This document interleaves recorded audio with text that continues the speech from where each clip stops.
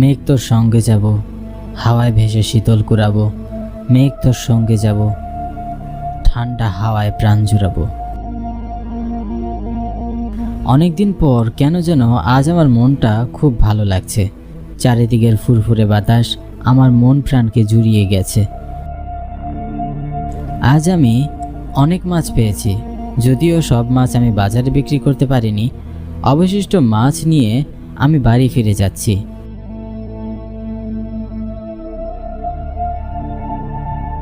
এতগুলো মাছ বিক্রি করতে বেশ রাত করে ফেলেছি। চারদিকে ঘুরি ঘুরি বৃষ্টি পড়ছে।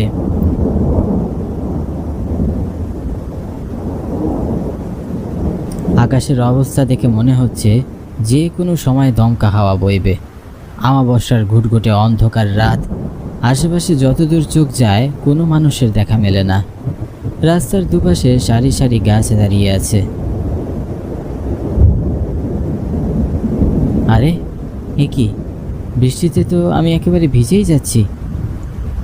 বৃষ্টি থেকে নিজেকে বাঁচাতে আশেপাশে তাকিয়ে কিছু একটা দূরে আমি একটা মস্ত বড় বটগাছ দেখতে পেলাম। অন্ধকারে বটগাছ ভালো করে দেখা না গেলেও বটগাছটা ঠিকই দেখা যাচ্ছে। আমি সাইকেল নিয়ে দ্রুত বটগাছটার নিচে গিয়ে দাঁড়ালাম। মুষলধারে বৃষ্টি পড়া শুরু হয়েছে, কিন্তু বটগাছের নিচে বৃষ্টির পানি পড়ছে না। আমি অনেকটা নিরাপদেই সেখানে দাঁড়িয়ে রইলাম। ঘরে আমার প্রিয়তমা স্ত্রী অনেক আগ্রহ নিয়ে আমার জন্য অপেক্ষা করছে। কি জানি, হয়তোবা আজ বাড়ি ফিরতে দেরি হচ্ছে বলে খুব দুশ্চিন্তাও করছে। জানি না বৃষ্টি কখন যে থামবে আর কখন যে আমি বাড়ি ফিরব। আমি বটগাছের আশেপাশের পরিবেশটা ভালো করে দেখছিলাম। রোজ এই পথ দিয়ে বাজারে যাওয়া আসা করলেও ভালো করে দেখা হয়নি। শুনেছি এখানে কোথাও কবরস্থান আছে। বটগাছের পেছনে খানিকটা দূরে আমি বেশ কয়েকটা কবর দেখতে পেলাম। যদিও আমি খুব সাহসী, কিন্তু তবু কেন যেন আমার গা দিয়ে কাটা দিচ্ছিল। হয়তোবা আমাবস্যার রাতে নির্জন কবরস্থানের পাশে আমি একা আছি, তাই ভয় করছে। আমি কবরস্থান থেকে চোখ সরাবো ঠিক তখনই একটা কবরের ভিতর থেকে আলো বেরোতে দেখতে পেলাম। ভয়ে আমি চমকে উঠলাম। বুকের ভিতর মোচড় দিয়ে উঠল। আমি কি করব বুঝে ওঠার আগেই দেখলাম কবরের ভিতর থেকে একটা লাশ বেরিয়ে এলো। ভয়ে আমার হাত পা থরথর করে কাঁপছিল। বুকের ভিতর থেকে প্রাণ পাখিটা বের হয়ে যাওয়ার উপক্রম। পরক্ষণেই দেখলাম কবর থেকে আরও দুজন ব্যক্তি বেরিয়ে আসলো। আমার আর বুঝতে বাকি রইল না যে এরা কারা। এই অপকর্মের শাস্তি হবে কবে জানি না। খামোকা আমি ভয় পাচ্ছিলাম, কিন্তু আমি খুব অবাক হয়ে দেখছিলাম এরা লাশ চোর হলে সাদা কাপড় পরে আছে কেন? এরা কেউই আমাকে দেখতে পাচ্ছে না। আমি কিছু বুঝে ওঠার আগেই বৃষ্টি থেমে যায়। বৃষ্টি থেমে যেতেই আমি তাড়াহুড়ো করে আমার বাড়ির দিকে রওনা দিলাম।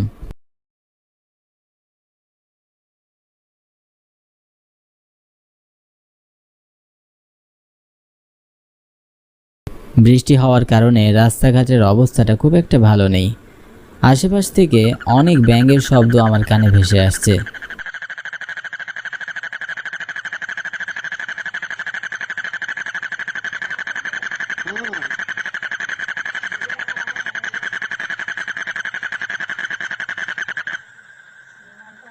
কিছু সময় পর আমি আমার বাড়িতে পৌঁছে যাই।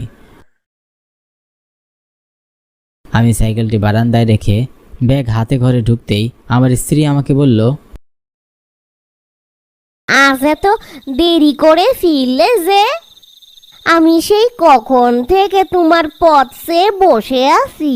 বিক্রি করতে একটু দেরি হয়ে গেল, তারপরে আবার পথে একটু বৃষ্টিতে আটকে পড়লাম। একটু দেরি হয়ে বউ, মাছের ঝুড়িতে অনেকগুলো মাছ আছে, মাছগুলো কেটে একটু ভালো করে রান্না করো তো। আমি হাত মুখ ধুয়ে তাহলে ফ্রেশ হয়ে আসছি।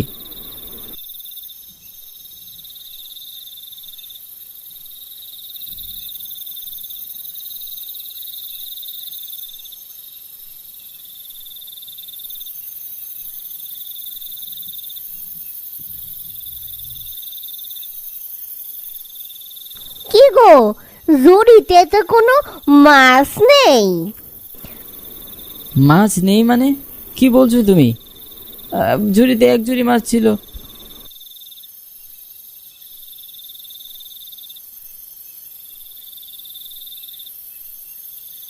আমি খুব অবাক হলাম। পরক্ষণেই আমার বটগাছের নিচে ঘটে যাওয়া ঘটনাটার কথা মনে পড়ে গেল। আমাকে চুপচাপ দেখে বউ বলল, বৃষ্টির মধ্যে রাস্তা দিয়ে এসেছো, হয়তো বা রাস্তায় মাছ পড়ে গিয়েছে, তুমি দেখতে পাওনি। তাই হবে হয়তো। আমি শিলাকে কিছু বুঝতে দিলাম না, অনেকটা স্বাভাবিক থাকার চেষ্টা করলাম। হয়তো বটগাছের পাশের ঘটনাটি সেটা জানলে সে হয়তো ভয় পেয়ে যাবে, তাই ওকে আমি আর কিছু বললাম না। পরের দিন আমি আবারও মাছ ধরে মাছ নিয়ে হেঁটে যাই। সেদিনও আমি হাটে মাছ বিক্রি করার পর আমার কাছে বেশ অনেকগুলো মাছ থেকে যায়। আমি মাছগুলো নিয়ে বাড়ির দিকে যাচ্ছিলাম। যেতে যেতে আমি বটগাছের কাছাকাছি চলে আসলাম। আমি দূর থেকে তাকিয়ে দেখলাম গতকাল আমি যে 3 জন লাশ চোরকে দেখছিলাম তারা আজ বটগাছের নিচে দাঁড়িয়ে আছে। অমাবস্যার অন্ধকার রাতে আশেপাশের পরিবেশ ভালো করে না দেখা গেলেও সাদা কাপড় পরা 3 জন ব্যক্তিকে চিনতে আমার একটু ভুল হলো না। আমি খুব ভয়ে ভয়ে এগোচ্ছিলাম। যখনই আমি ওদের পাশ কাটিয়ে চলে যাচ্ছিলাম তখনই ওরা আমাকে হাঁক ছেড়ে ডাক দিয়ে বলল, কি জেলে মাছ বিক্রি করে এলে নাকি? গতকাল তোমার মাছগুলো কিন্তু বেশ মজাদার ছিল। ওর ঝুড়িতে আরো মাছ আছে ভাই। লোকগুলোর কথা শুনে আমি বেশ অবাক হলাম। লোকগুলো আমার কাছে আসলো না, মাছ ধরলো না, অথচ মাছ গায়েব। আর আজ বলছে মাছগুলো বেশ স্বাদ ছিল। মনের মধ্যে অনেক প্রশ্ন জাগতে লাগলো। এমন সময় লোকটি আবারও বলল, শোনো, তুমি চাইলে আমরা তোমাকে এমন একটা হাটের সন্ধান দিতে পারি যেখানে গিয়ে তুমি মাছ বিক্রি করলে অনেক ভালো দাম পাবে আর তোমার সব মাছ বিক্রি হয়ে যাবে। ভালো দামার সব মাছ বিক্রি হবার কথা শুনে আমি খুব খুশি হয়ে যাই। আমার অভাবের সংসার, খেয়ে না খেয়ে কোনো রকমের দিন কাটাই। যদি অন্য কোনো হাটে গিয়ে ভালো দাম পাই, বিক্রি করতে পারি, তাহলে ক্ষতি কি?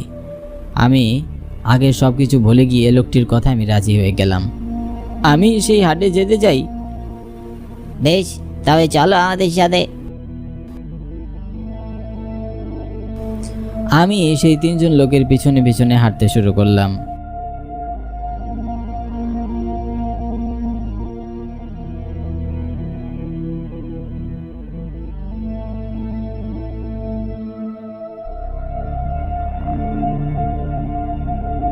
যেতে যেতে গভীর জঙ্গলে চলে যাচ্ছিলাম। আশেপাশে কোনো মানুষ তো দূরের কথা, আশেপাশে কোনো পশু পাখির দেখাও মিলল না।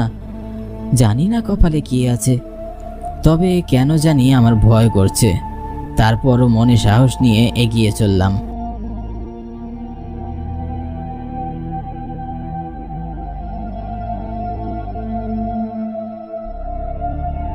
কিছুটা পথ সামনে যাবার পর আমি সেই হাটে পৌঁছে যাই।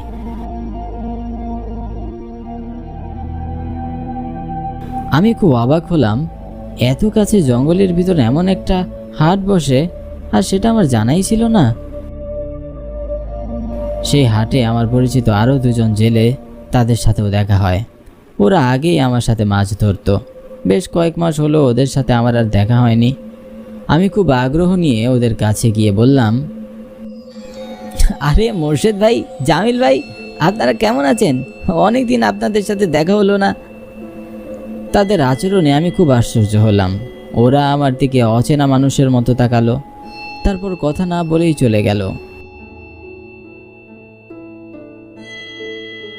হিংসে হিংসে, আমি এখানে এসে মাছ বিক্রি করে ভালো দাম পাই, তা নিশ্চয়ই ওরা চায় না। যদি চাইতো তাহলে এই হাটের সন্ধান আমাকে আগেই দিত।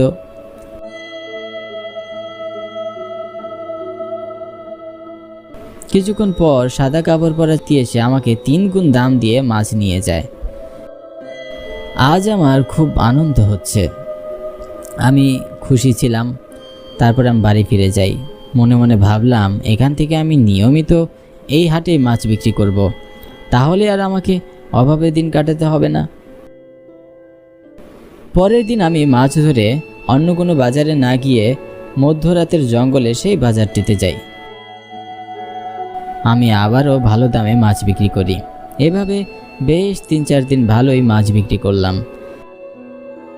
সেদিন সারাদিন নদীতে মাছ ধরে সেই মধ্যরাতে হাটের দিকে হাঁটছিলাম।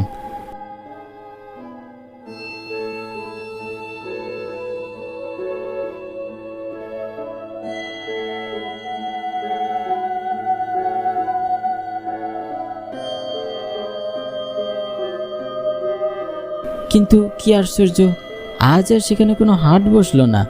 আশেপাশের পরিবেশ দেখে মনে হচ্ছিল এখানে কয়েকশো বছরেও কোনো মানুষ আসেনি। আমি ভুল রাস্তায় এলাম না তো? কি মাছ বিক্রি করতে এসেছো? হঠাৎ পিছনে ফিরে কারো কথা শুনে আমি চমকে যাই। পিছনে ঘুরে তাকিয়ে দেখলাম একজন বৃদ্ধ লোক হাতে জাল নিয়ে দাঁড়িয়ে আছে। মুখ ভর্তি পাকা দাড়ি আর বয়সের ভারে অনেকটা কুঁজো হয়ে গেছে। আমি তাকে বললাম, এখানে তো একটা হাট ছিল, আজ সেই হাটটা কোথায় গেল? এখানে কোনো হাট নেই, মায়া, সবই মায়া। চলে যা এখান থেকে, আর কখনো আসবি না। কেন আসবো না কেন? আমি গরিব ছেলে, নুন আনতে আমার পান্তা ফুরিয়ে যায়। যদি এই হাটে আমি 2 পয়সা না কামাই তাহলে তো আমার ক্ষতি হয়ে যাবে। শোন, আমার হাতে এই জালটা নিয়ে যা। তুই তোর জাল দিয়ে যে মাছ পেতি, আমার এই জাল দিয়ে তার দ্বিগুণ মাছ পাবি। কিন্তু তুই আর কখনো এখানে আসিস না। আমি বৃদ্ধের কথা শুনে বৃদ্ধের জালটা নিয়ে বাড়ি ফিরে আসলাম।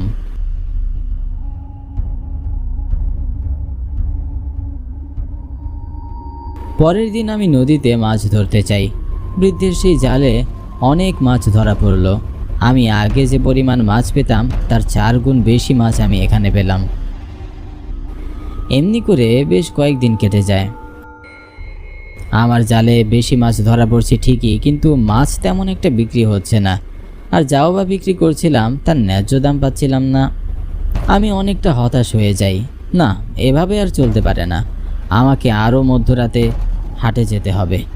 আমি আর সময় নষ্ট না করে আমার সবগুলো মাছ নিয়ে আমি সেই মধ্যরাতের হাটের দিকে রওনা দিলাম।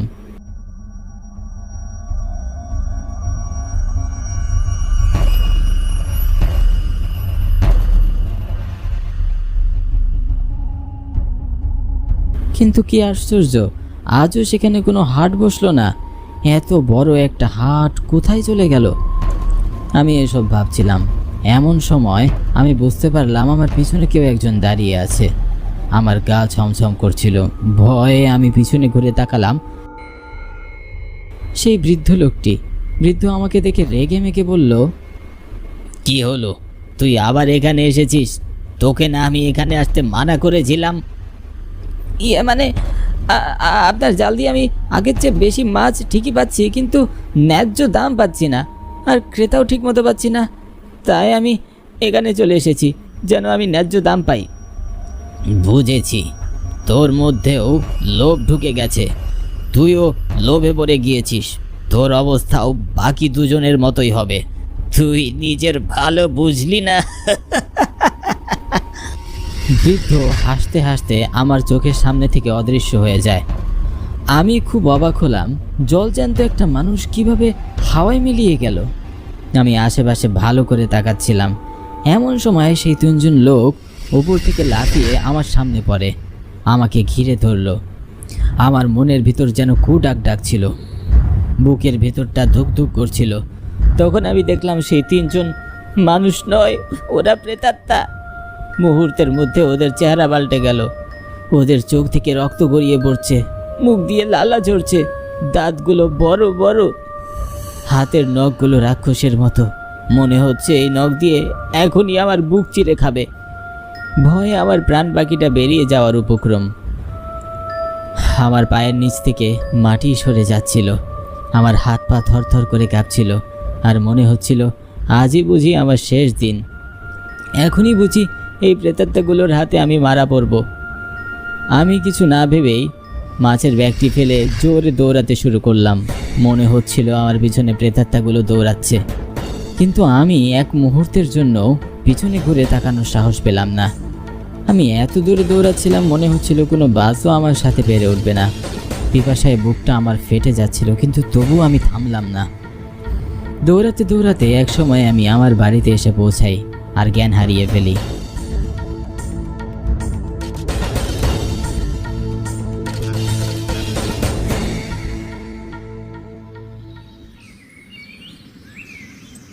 আমার স্ত্রী আমার পাশে বসে আছে। আমাকে এমন ভীতু এবু দেখে আমার স্ত্রী আমাকে বলল, কি হলো? তোমার কি হয়েছিল? তুমি এত ভয় পেলে কেন? তারপর আমি আমার সাথে ঘটে যাওয়া সব ঘটনা আমার স্ত্রীকে বললাম। সব শুনে সে খুব অবাক হলো আর বলল, শুনো, তোমার সাথে যে হাটে পরিচিত দুইজন জেলের দেখা হয়েছিল, তাদের বাড়িতে গিয়ে একবার খোঁজ নাও। তারা হয়তো ওই হাট সম্পর্কে জানবে এবং তোমার সাথে ঘটে যাওয়া ঘটনাগুলো তাদের জানাও। সেই পরিচিত দুজন ছেলের বাড়িতে গেলাম। ওখানে গিয়ে যা শুনলাম, শোনার পর আমার মোটেও আমার বিশ্বাস হচ্ছিল না। ওনাদের পরিবারের লোকজন আমাকে বললেন, প্রায় 2 মাস আগে কোনো এক দুর্ঘটনায় ওনারা মাছ ধরতে গিয়েছিলেন। তারপর আর ফিরে আসেনি। আমার আর বুঝতে বাকি রইল না যে ওনাদের সাথে কি ঘটেছে। আমি মন খারাপ করে বাড়ি ফিরে আসলাম এবং তারপর থেকে আমি আর কখনো সেই পথে পা চালাইনি।